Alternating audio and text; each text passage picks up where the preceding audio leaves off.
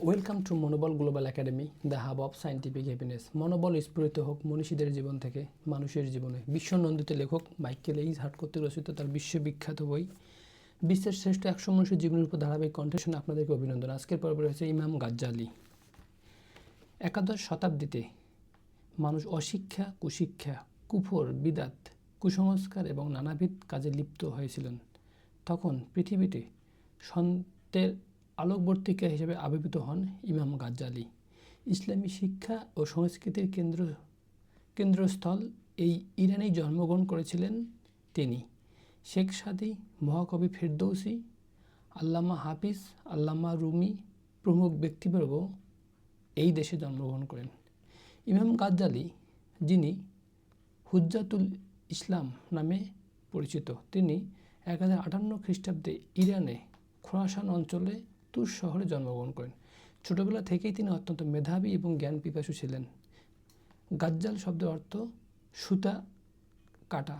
বংশগত উপাধি, সম্ভবত তার বাবা সুতার ব্যবসা করতেন বলেই তার এই বংশের নামকরণ করা হয়েছে। শৈশবে তিনি পিতাকে হারান।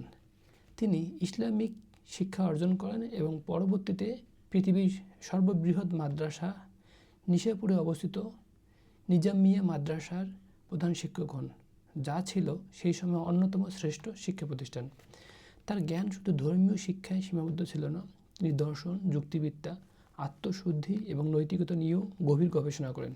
জীবনের এক পর্যায়ে তিনি আত্মিক সংকটে ভুগতে শুরু করেন এবং আধ্যাত্মিক চেতনার বিরাট উন্মেষ ঘটে।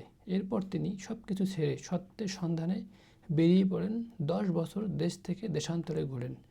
দীর্ঘ ভ্রমণ এবং সাধনার সময় তিনি আত্মিক শান্তি খুঁজে পান এবং ইসলামের আধ্যাত্মিক দিককে নতুনভাবে তুলে ধরেন। তিনি প্রায় 4000-এরও বেশি গ্রন্থ রচনা করেন। ইহিল উলমুদ্দিন তার শ্রেষ্ঠ বিশ্ববিখ্যাত গ্রন্থ, যা আজও মুসলিম বিশ্বে অত্যন্ত গুরুত্বপূর্ণ ভূমিকা বহন করে।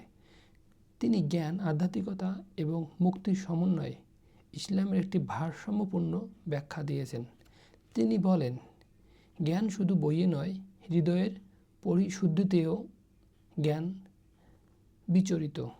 এই শিক্ষা তিনি দিয়ে অমর হয়ে আছেন।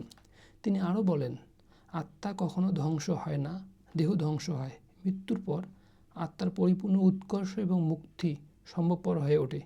তিনি ইসলামী জ্ঞান, বিজ্ঞান, দর্শন এবং সাহিত্যের অমর গ্রন্থ লেখেন এবং সুফিবাদের মূর্তিমান প্রতীক হিসেবে অবতীর্ণ হন।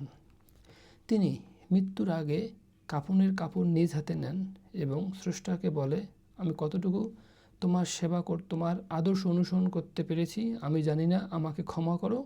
এই বলে তিনি তার জীবনের শেষ নিঃশ্বাস ত্যাগ করেন। তার শ্রেষ্ঠ উক্তি হলো, মানুষের জ্ঞাতসারে যে কাজ করতে লজ্জাবোধ করে, গোপনে সে কাজ করতে চেষ্টা করো না। সবাইকে অনেক ধন্যবাদ।